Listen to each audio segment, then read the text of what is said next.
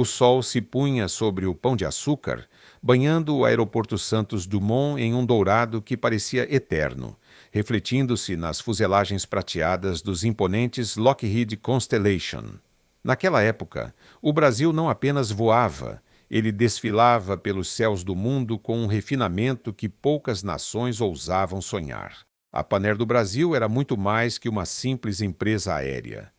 Era o coração pulsante de uma identidade nacional que florescia com vigor, disciplina e uma sofisticação sem paralelos. Ser funcionário da Panair significava pertencer a uma elite de competência e elegância. Um grupo de pessoas que carregava a responsabilidade de ser a face do país no exterior. As aeromoças, com seus uniformes impecáveis desenhados sob medida e sorrisos que desarmavam qualquer turbulência. E eram as verdadeiras embaixadoras da hospitalidade brasileira em cidades como Paris, Londres e Roma. No centro dessa engrenagem de sonhos e precisão mecânica estava o comandante Jorge, um veterano cuja vida se confundia com as rotas que traçava incansavelmente sobre a imensidão do Oceano Atlântico. Para Jorge, a companhia não era apenas um conjunto de ativos financeiros, hangares ou aeronaves velozes, mas sim uma família vasta e orgulhosa, unida pela paixão de carregar a bandeira verde e amarela nos pontos mais distantes e exóticos do mapa global. Jorge observava as operações diárias com o olhar atento e protetor de quem conhece cada parafuso de suas máquinas e cada anseio de sua tripulação, prezando sempre pela excelência técnica absoluta que tornava a Panair uma referência mundial em segurança e pontualidade.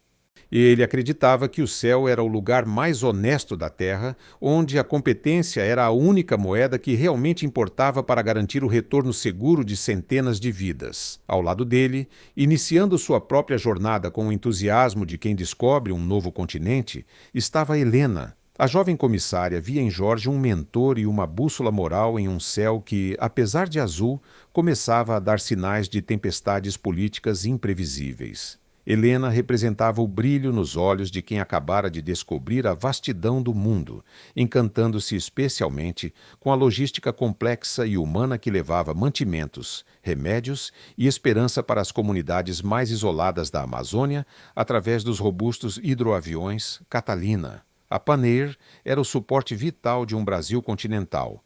É o fio invisível e resistente que costurava o interior profundo ao progresso acelerado da costa. Ver o pouso suave de um avião da Panair em um rio remoto era um espetáculo de soberania e cuidado com o povo brasileiro que Helena jamais esqueceria.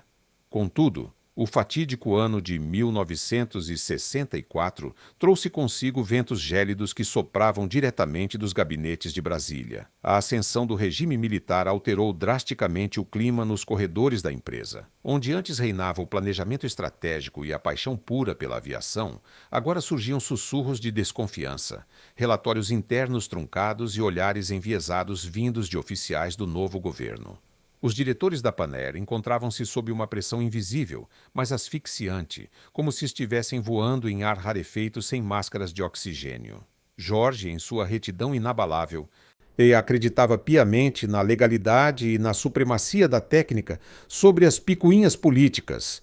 Mas o cenário nos bastidores de Brasília era cada vez mais obscuro, movido por interesses escusos que pouco tinham a ver com o bem comum ou com a preservação da soberania nacional aérea. Rumores persistentes e cruéis começaram a circular pelos hangares, sugerindo que as valiosas rotas internacionais da companhia estavam sendo cobiçadas por concorrentes vorazes, que gozavam de conexões perigosas e privilégios com os novos detentores do poder.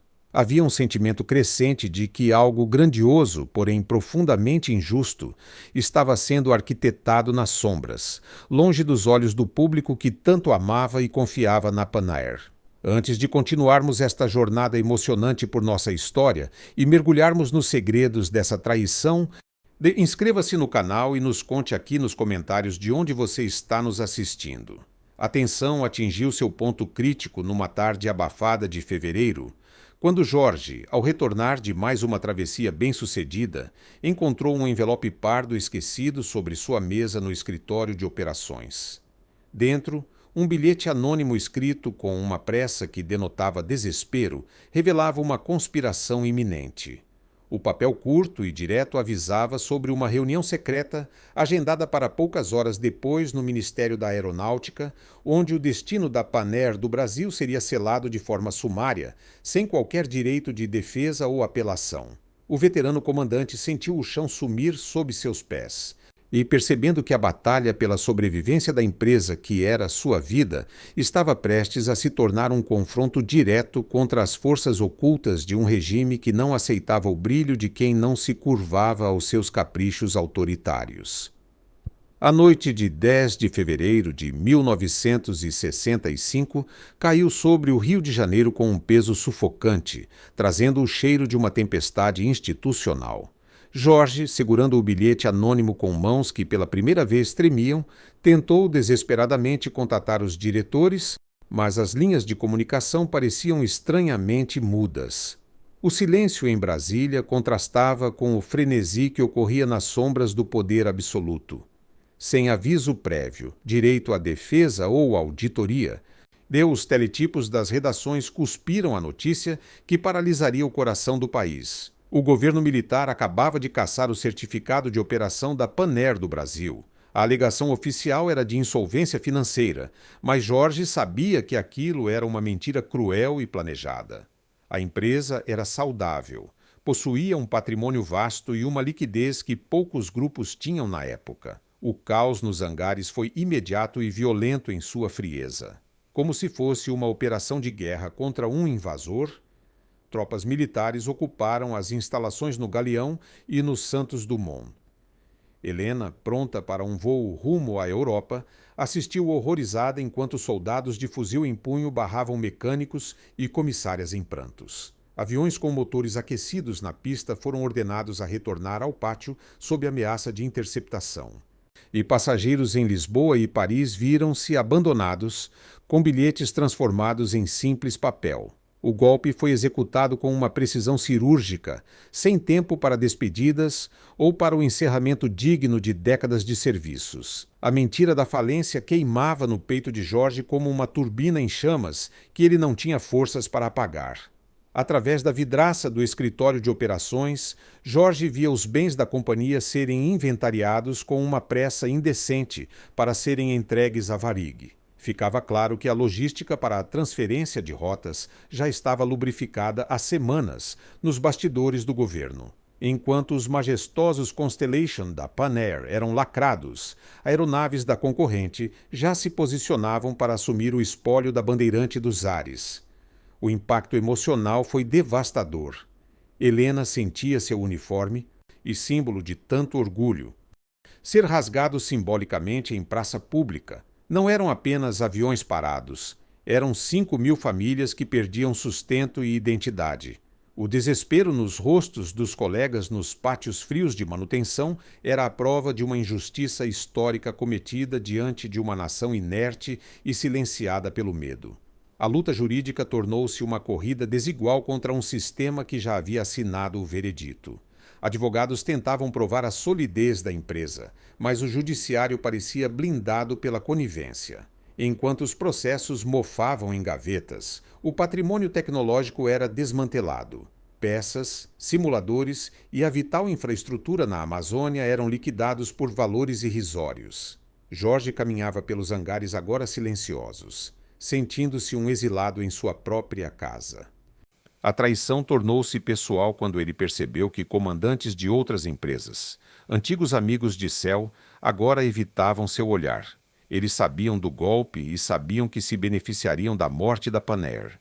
A solidão do comando nunca fora tão amarga quanto naquele asfalto silencioso onde antes reinava a excelência técnica absoluta. A máscara da legalidade caiu definitivamente quando Jorge conseguiu acesso a um documento interno secreto.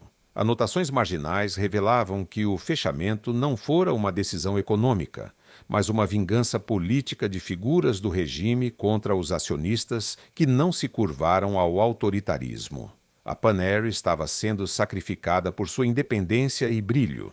Jorge e Helena perceberam que a verdade não bastaria para deter a destruição planejada nos porões da ditadura. O futuro daquela família aérea mergulhava em uma incerteza que nenhuma bússola guiaria, restando apenas a saudade das asas que o Brasil não abriria mais, enquanto o patrimônio era retalhado por mãos protegidas pelo poder. Nos anos que se seguiram ao silêncio forçado dos motores, o que o regime militar não previu foi que a Panair do Brasil não era feita apenas de aço, querosene e rotas. Ela era feita de gente. Sem os hangares e as pistas, os funcionários transformaram a empresa em um estado de espírito, uma fraternidade inquebrável que se recusava a desaparecer sob o peso do esquecimento. Jorge, agora afastado do manche que fora sua extensão por décadas, dedicou-se a manter essa chama acesa. E ele e outros antigos colegas criaram uma rede de apoio mútuo para amparar aqueles que a perseguição política e o estigma da falência forçada haviam mergulhado no desemprego. Muitos mecânicos e comissários foram marginalizados pelo mercado, vistos com desconfiança pelo novo sistema, mas a família Panair nunca deixou um dos seus cair sem amparo.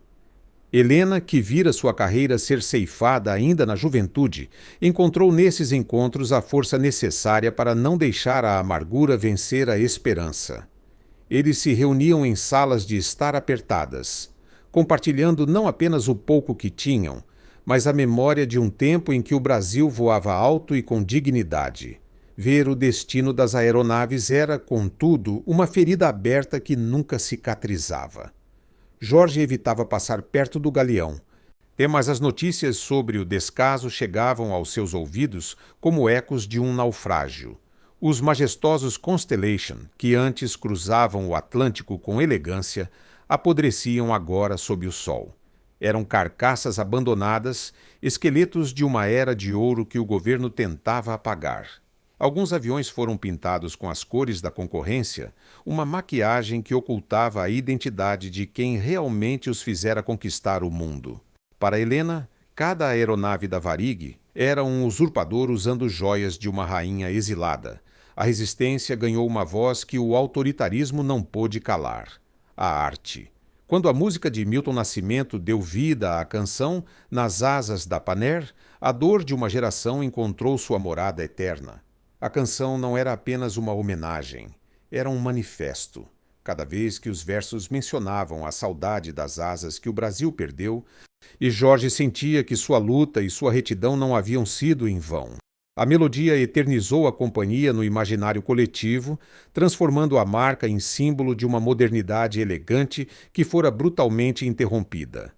Helena ouvia os acordes com lágrimas, compreendendo que, enquanto houvesse alguém cantando aquelas palavras, a empresa continuaria operando em um plano que nenhum decreto militar poderia alcançar.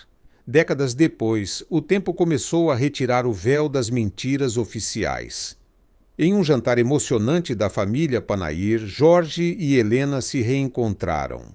Jorge, com os cabelos brancos e a pele marcada pela espera, ainda mantinha a postura ereta de um comandante. Helena, conservando a mesma doçura e altivez, sorriu ao vê-lo. Eles não falaram sobre as perdas, mas celebraram a vitória do espírito sobre a opressão. A redenção histórica veio através da Comissão da Verdade.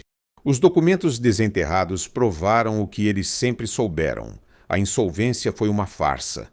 Uma manobra política movida por vinganças do regime contra acionistas que não se curvaram ao poder.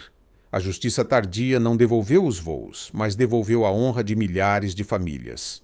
A Panair do Brasil provou ser indestrutível, pois sua herança não estava nos ativos, mas na memória afetiva de uma nação. Jorge e Helena concluíram que a empresa nunca morreu. Ela apenas mudou seu plano de voo para habitar a eternidade da história. O legado da Panair permanece como um lembrete de que o autoritarismo pode destruir bens, mas é incapaz de apagar a identidade e o orgulho de quem um dia teve o privilégio de tocar as nuvens com as mãos limpas e o coração cheio de esperança. E o brilho daquela estrela no céu do Brasil nunca se apagou, guiando a verdade através do tempo.